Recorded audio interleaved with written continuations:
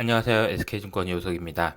자, 제가 지금 과거에 올렸던 영상을 다시 올리고 있어요. 지금 뭐 컴플라이언스 이슈 때문에 올리고 있는데 그 영상을 소개하는 자료를 좀 이제 앞에 말씀드리고 있습니다. 오늘 말씀드리는 거는 소개하는 자료는 지금 컴백서티라는 지금 개념입니다. 사실 이 개념은 채권 시장에서는 좀 잘 알려져 있는 개념인데 주식 시장으로 적용하는 그런 시도는 많지 않았습니다. 그래서 이번 제가 8월 달에, 7월 달, 8월 달에 낸 자료들을 통해서 컨벡서티에 대해서 굉장히 강조를 많이 했었고, 이게 이제 볼록볼록 뭐 이렇게 제가 이제 말씀을 많이 드렸는데요. 이 의미가 사실 이제 제가 최근에 말씀드리고 있는 또 하나의 멘트, 즉 금리가 시간의 방으로 들어갔다. 시간의 방으로 들어갔다. 라는 얘기랑 연결이 되는 것 같습니다. 그래서 그 내용을 좀 오늘 좀 설명을 드리는 걸로 하겠습니다. 그리고 8월 달에 제가 올려드렸던 영상을 보시면 조금 더 이해도가 높으시지 않을까 그런 생각이 듭니다. 시간의 방이라고 하는 거는 이런 개념이에요. 자, 한번 보실까요? 과거에 금리가 자, 이 축으로 보죠. 이제 시간이 지나면서 금리가 이런 식으로 자, 이렇게 움직인다라는 거죠. 근데 뭐 이렇게 많이 오르기도 하고 빠지기도 하고 막 이러다가 요즘에는 이제 이렇게 움직이고 있는 것 같다라는 말씀을 드리고 있고요. 자, 이게 장기 저금리입니다. 장기 저금리인데 이 장기 저금리가 축을 하나 더 그려서 이 축으로 해서 시간의 축으로 봐서 이 저금리가 얼마나 오래 지속되는지가 이렇게 축으로 이렇게 연결돼 있다라는 것을 의미한다라는 겁니다. 다시 드리면 금리가 오르고 내리고에 대한 관심은 이제는 점점 사라질 가능성이 높다라고 저는 생각합니다. 저의 생각이고요.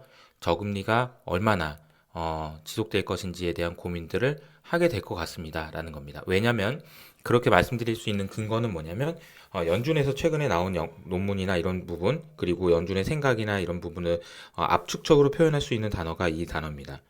자, lower for longer입니다. 즉 금리가 낮다라는 거는 이제는 더 이상 얘기하는 게 의미가 없을 것 같습니다. 그러나 얼마나 더 오랫동안 금리가 낮게 유지될 것인지에 대한 고민이 필요합니다. 이런 얘기들이 이제 나올 거고요. 이게 바로 뭐 포워드 가이던스가 될 수도 있고 혹은 AIT가 될 수도 있고요. 뭐 등등등 이런 여러 가지 이야기들이 있을 수 있습니다. 자, 근데 이 말이 왜 컨벡서티랑 왜 개념이 중요한 개념이 연결이 되냐면요. 이 설명을 하나 드려볼게요. 컨벡서티라는 개념은 뒤에 이제 영상을 통해서도 확인하실 수 있겠지만 금리가 낮아지는 과정에서 밸류에이션에 미치는 영향 혹은 가격에 미치는 영향이 이런 식으로 리니어하지 않고 반듯하지 않고 볼록하다라고 해서 컨벡서티라고 말씀을 드렸고요. 자, 지금 과거의 금리는 지금 현재 금리는 지금 0.25%니까요. 미국의 금리 기준으로 더 이상 움직일 게 없다라는 게 이제 문제입니다. 하지만 제가 말씀드리고 싶은 포인트는 여기서 여기까지 오른 만큼이나 큰 영향을 줄 수 있는 게 여기서 여기입니다. 만큼의 영향을 줄 수 있습니다. 이게 지금 바로 컨벡서티의 위력입니다. 아무리 저금리고 제로금리라도 사람들이 여전히 채권을 들고 있는 이유는 컨벡서티를 누리기 위해서입니다라고 말씀을 드리고 있고요. 자, 그러면 여기서 여기까지 아주 좁은 공간이지만 이 안에서 굉장히 많은 일들이 일어날 건데요. 자, 로어 바운드죠. 지금 제로금리입니다. 제로금리라는 건 나왔고요. 얼마나 오래 갈 건지에 대해서 AIT라는 얘기가 나올 거고요.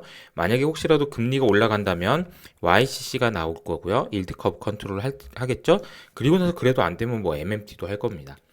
지금 여기서 여기까지 얼마 남지 않은 그 기간 동안에 정말 수많은 일들이 일어날 수 있다라는 게 이제 이 구간을 저는 뭐라고 얘기를 하는 거냐면 시간의 방이다라고 얘기를 하는 거죠. 이해되시죠? 자, 이런 개념적인 내용들을 이해하시는 과정에서 지금부터 제가 8월 달에 말씀드렸던 컨벡서티 개념에 대해서 아주 자세하게 설명했으니까 그 내용도 한번 참고해 주시면 감사하겠습니다. 감사합니다. SK 이호석입니다. 벌써 벌써는 아니고 두 번째 시간이네요. 보이지 두 번째 시간. 첫 번째 시간에는 에코티 듀레이션에 대한 얘기를 했고, 마음 먹고 어려운 내용까지도 그냥 설명해 버렸습니다.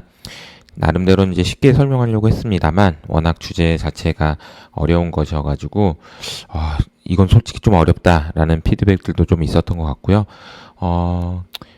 오늘은 뭐 그렇게까지 어렵진 않게 이제 쉽게 설명드릴 거고요. 그런 내용도 별로 많진 않아요. 그래서 어쩌면 더 어려울 수도 있지만 그냥 직관적으로 어떤 내용인지만 아시면 되니까요.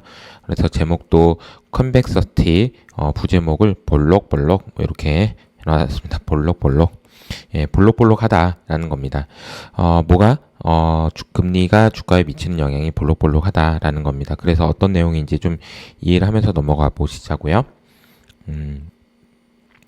제가 이제 이 내용을 자꾸 말씀드리고 금리에 대한 얘기를 말씀드리는 이유가 있는데요. 그 이유는 뭐냐면 첫 번째, 모든 매체나 모든 언론이나 다 유동성의 힘이라고 얘기합니다. 자, 연준이 돈을 너무 많이 풀어서 유동성 때문에 올라가는 겁니다. 유동성 랠리입니다. 유동성의 힘입니다. 물론 저도 이렇게 얘기했었고 이 의견이 뭐 틀린 말은 아닙니다만 이 한계는 뭐가 있냐면요. 유동성이라는 힘이라는 표현은 모호합니다. 모호해요. 유동성이 그래서 뭐 어떻게 얼마나 영향을 주는데 얼마나 시장에 영향을 주는데 이 얘기는 할 수가 없어요. 이거는 그냥 유동성의 힘이래 그냥. 뭐 주가가 오르면 유동성의 힘이고 주가가 빠지면 뭐 또 아무 말도 안 하고 이게 뭐지? 이 유동성이라는 힘, 유동성이라는 걸 가지고 시장을 설명하기는 좀 명확하지 않다라는 거죠. 게다가 최근에 이제 밸류에이션 무용론에 대한 얘기들도 많이 나옵니다.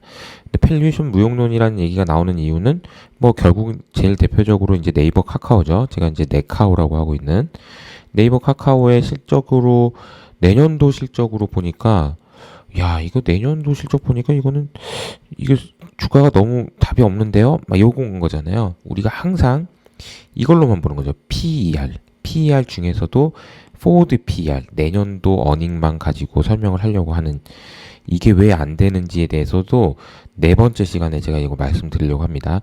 PER이 왜 지금 안 맞는지 이것도 금리로 설명할 수 있습니다. 네, 그 내용도 한번 기대를 해줘 보시고요. 그러니까 보이지는 일단 네 번째 시리즈까지는 이번 주에 올리려고 지금 생각 중입니다. 그리고 또 하나 얘기 나왔던 거는 이건 진짜 황당한 얘기인데 PMR 야 여기서 통화량으로 한번 나눠보자. 이게 통화량으로 나눈 게 무슨 의미가 있어요? 주가를 통화량으로 나눈 게 무슨 의미가 있죠? 아무 관계가 없는 건데 우리가 이제 주가에는 이익과 금리의 함수인데 왜 갑자기 통화량으로 나눕니까? 이건 말도 안 되는 얘기죠. 예, 그리고 PDR은 이건 뭐 논할 가치가 없습니다. 네, 드림. 그 드림이 어떻게 하라고요? 이게 우리가 저기요. 제가 또 이거 하나 말씀 드려볼게요. 아니, 우리가 PER이든 PDR이든 뭘 나눈다고 할 때, 그죠? PER이라고 합시다. 이게 제일 중요한 건 뭐냐면요. 잠시만요. 제가 이거 하나만 말씀드려볼게요. 12개월 포워드 PER이다. 이렇게 하잖아요. 그러면 뭐냐면은 시가총액을 뭘로 나누면 어닝으로 나눕니다. 어닝. 이게 무슨 어닝이냐면 내년에 벌 것 같은 1년 후에 벌 것 같은 어닝. 이거는 추정치잖아요. 추정치. 그죠? 근데 이게 신뢰성이 있어야 돼요. 신뢰성. 측정할 수 있어야 됩니다. 그래야 나누지. 그래야 나누고 비교를 하지. 아니 무슨 의미가 있죠? PDR? D를 측정할 수도 없는데 드림을 어떻게 측정할 거예요? 측정도 안 되잖아요. 심지어 이 어닝이라는 것도 추정치가 지금 우리나라 같은 경우에는 세계적으로 비웃음을 받을 정도로 불확실해요.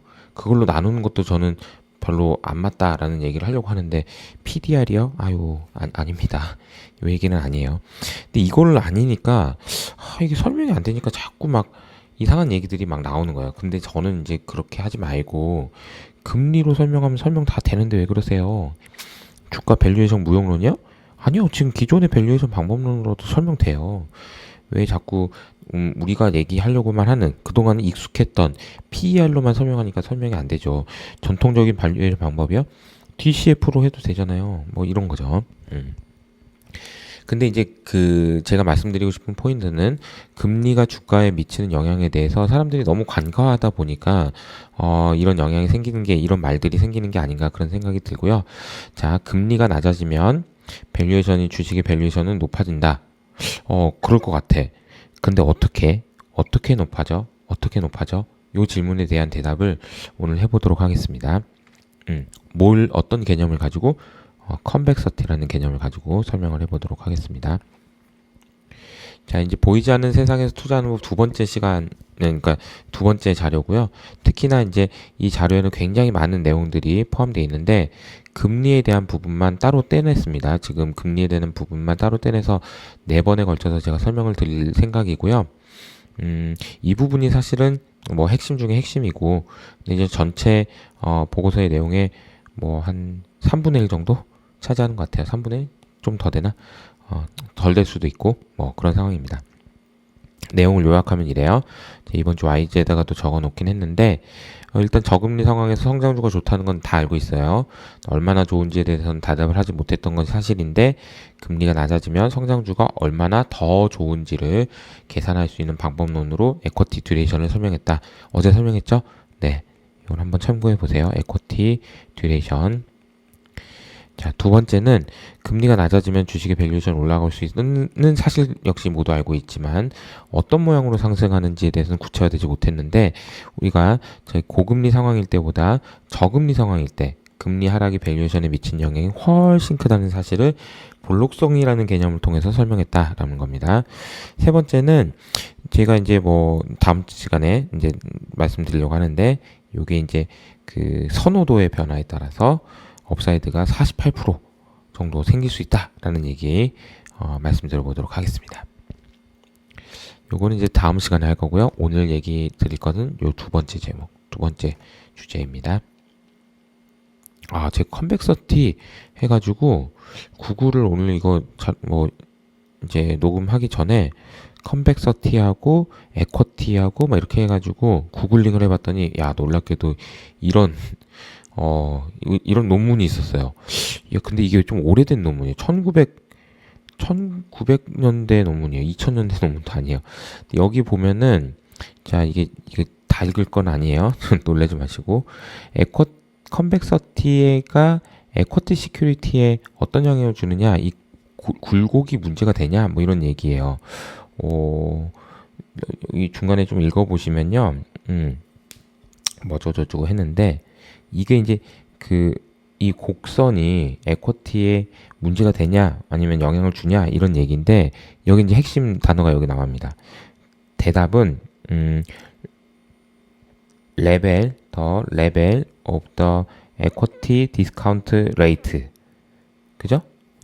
결국은 두 가지인데 두 가지 여기서 말한 건 뭐냐면 주가에 적용되는 할인율이 중요하고요. 두 번째는 그로스가 중요하다는 거예요. 이 회사가 그로스가 얼마나 되는지 그리고 할인율이 얼마나 되는지에 따라서 컨벡서티가 영향을 줄 수도 있다라는 얘기입니다. 생각보다 굉장히 낮은 할인율일 경우에는 영향을 준다라는 거죠. 자, 그래서 이건 그림으로 그냥 설명하겠습니다. 그림으로 복잡하니까요. 그림 설명으로 넘어가겠습니다. 조금이라도 쉽게. 자, 제가 몇 가지 질문을 던져볼게요. 첫 번째 질문. 자, 금리가 낮아지면 밸류에이션이 올라갑니다. 주식 밸류에이션. 그죠? 오케이? 이 정도까지는 이해하시죠? 근데 어떻게 올라가는지는 모르겠다. 요거에 이제 첫 번째 질문이고요.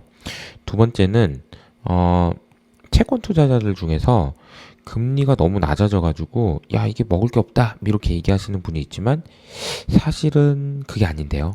요 얘기 하나. 그리고 세 번째는 채권이 만약에 금리가 0이면 어떻게 될까요? 이런 질문 하나 또 던져보고 이렇게 이제 질문을 던져보고 이제 시작을 하도록 하겠습니다. 우선은 이제 사람들의 객관적인 생각은 제가 느끼기에는 이게 X축이 금리고 여기가 Y축이 밸류에이션 혹은 채권의 가격이다라고 했을 때 금리하고 이 가격의 민감도에 대해서 사람들의 생각은 이건 것 같아요. 지난번에도 한번 제가 아이디어를 통해서 설명드렸죠. 금리가 낮아지면 밸류에이션이 올라가겠지. 뭐 이런 정도의 의미로 생각을 하는데 사실 제가 이제 말씀드리고 싶은 거는 이 모양이 아닙니다라고 말씀드리는 거죠. 이 모양이 아니에요. 어떤 모양이냐면 자, 여기서 시작해서 이런 모양입니다. 라는 거죠. 다시 그릴게요. 파란색으로 그려볼게요. 여기서 시작해서 요런 모양입니다. 라는 겁니다. 이게 굴곡이 돼 있다는 거예요. 곡선이다라는 겁니다. 이게 중요한 이유는 두 가지가 있는데요. 첫 번째는 그 질문에 하기 앞서서 요거 먼저 말씀을 한번 드려볼게요. 여기가 어딜까요? 여기가 어딜까요? 즉 금리가 0이었을 때 채권의 가격은 얼마가 될까요? 요 질문입니다. 이 질문에 대해서는 지난번에 한번 계산 한번 해봤는데 다시 한번 해볼까요? 자, 채권이 또 이제 캐시플로우 하나, 둘, 셋, 넷 4년 남았다고 해봅시다. 자, 100을 줄 거예요. 4년 후에. 쿠폰은 4번이니까 5씩 준다고 합시다. 5씩. 5. 그리고 여기도 이제 5를 또 줘요. 그러니까 마지막엔 105를 주죠. 자, 이제 이거를 채권 가격을 계산할 때는 점점점 해가지고 이걸 할인합니다. 1 플러스 r분의 1로 그죠? 5년 후니까 5년 후는 1 플러스 r에 1에 4승으로 나눕니다. 이렇게 할인을 하는데 이제 제가 금리가 0일 때는 어떻게 되느냐 한 거잖아요. 그럼 이걸 빼는 거죠. 1분의 1인 거죠. 여기도 빼면 1분의 1의 4승인 거죠. 다시 말하면 이런 거 할 필요가 없다는 얘기예요. 어떻게 하면 돼요? 그냥 여기서부터 여기까지 다 더하면 됩니다. 다 더하면 돼요. 다 더하면 얼마예요? 120이 되겠네요. 자, 그러면 여기가 이제 120이 된다는 거죠. 120이 됩니다. 언제요? 채권일 때요. 자, 근데 이 채권일 때 120이라는 숫자가 나오게 된 배경이 중요한데요. 이런 거예요. 봐봐요. 만약에 이게 120이라고 우리가 계산을 할 수 있었던 이유는 뭐냐면 100까지밖에 없으니까 그래요. 4년 차까지밖에 없으니까. 만약에 5년에 있으면 어떻게?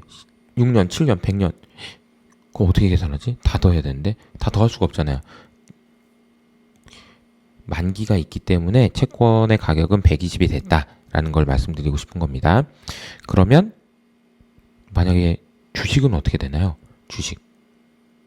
주식은 채권은 만기가 있어서 그런 거라고 했잖아요. 그럼 주식은 이게 만기가 없잖아요. 만기가 없잖아요. 근데 금리가 0이 되면 어떻게 될까요? 그럼 무한대로 가는 거죠. 그러니까 이론상으로는 이 그림이 아니고 채권 그림이 아니고 그림이 약간 좀 더 이렇게 되지 않을까 그런 겁니다.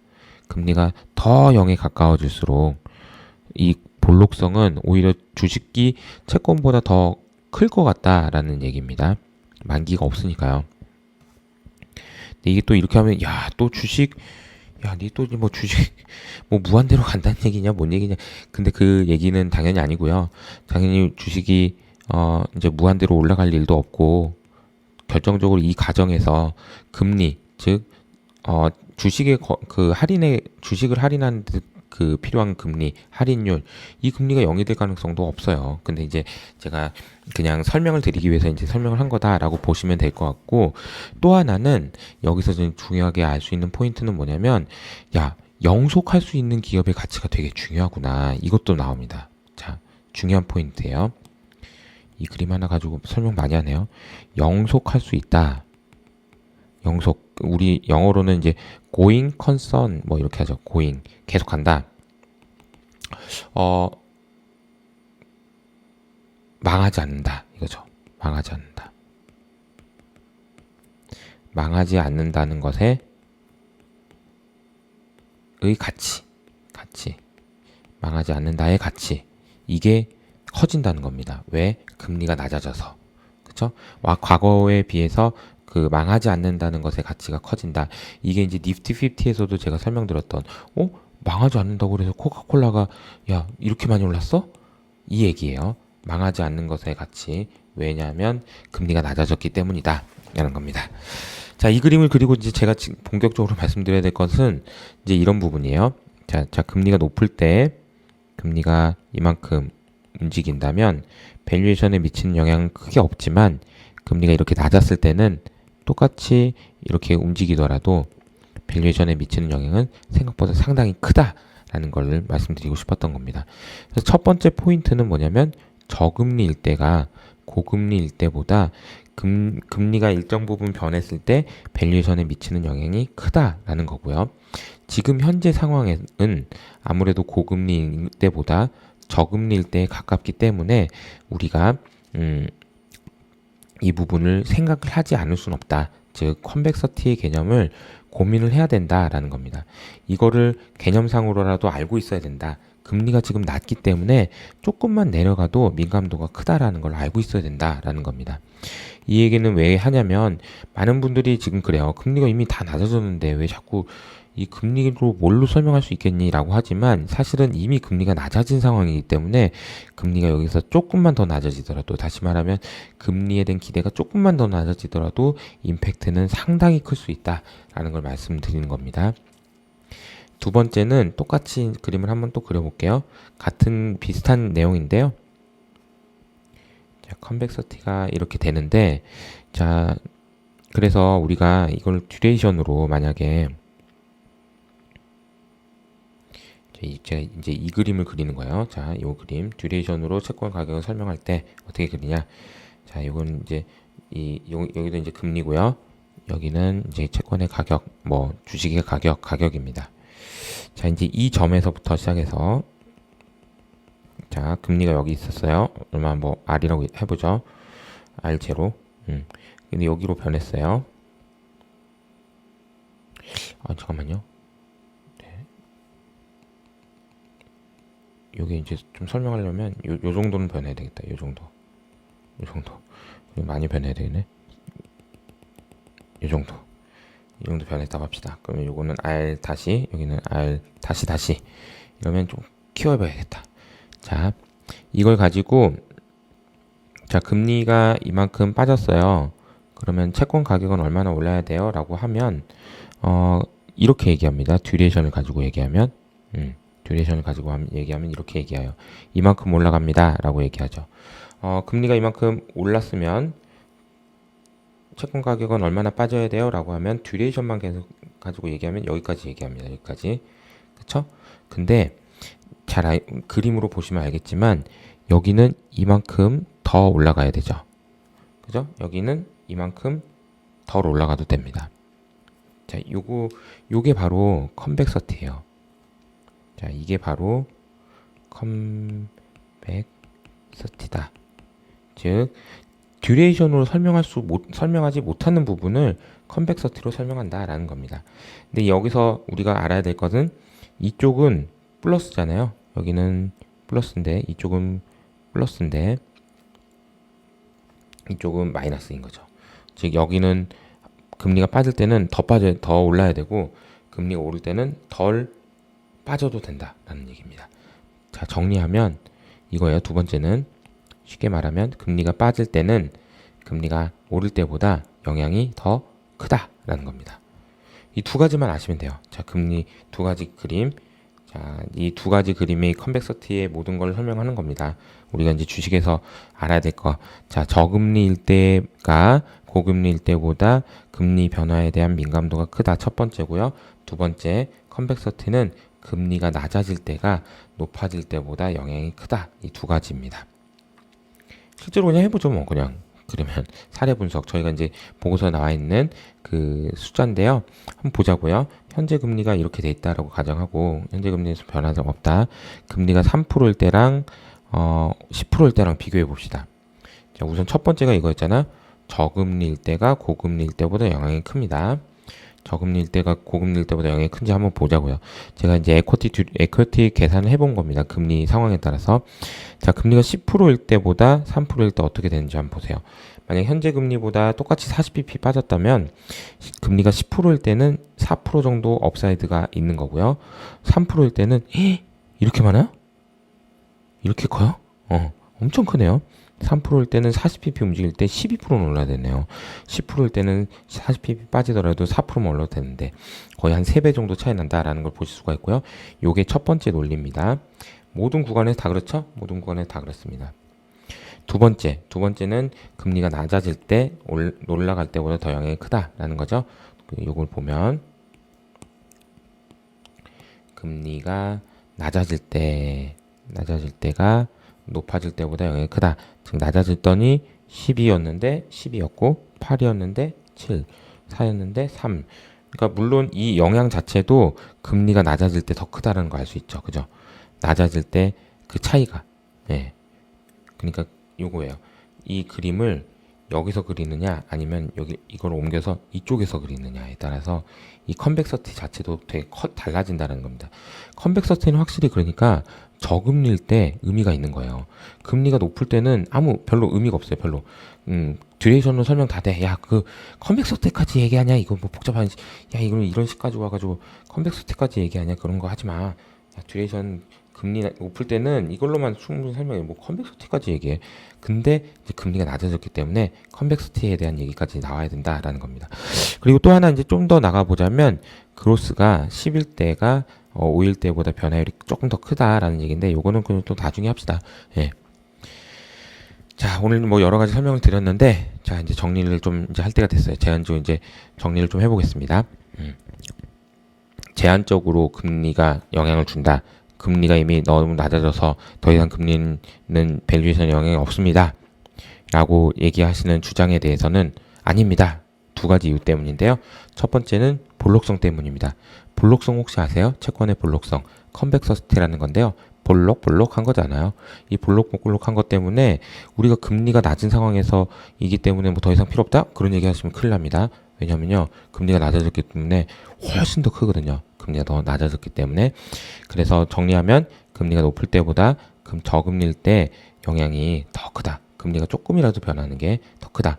이거 반대로 얘기하면 어떻게 돼요? 금리가 올라가면 안 좋은 영향도 훨씬 크다. 이렇게 볼 수 있습니다. 그 말도 맞아요. 그러니까 금리에 대한 전망이 굉장히 중요하다는 거 첫 번째. 두 번째는 자, 이 채권에 대해서 이렇게 생각하시는 분이 있어요. 야, 그 연준 지금 0.25잖아 금리. 여기서 뭐 더 낮아질 게 뭐 있어?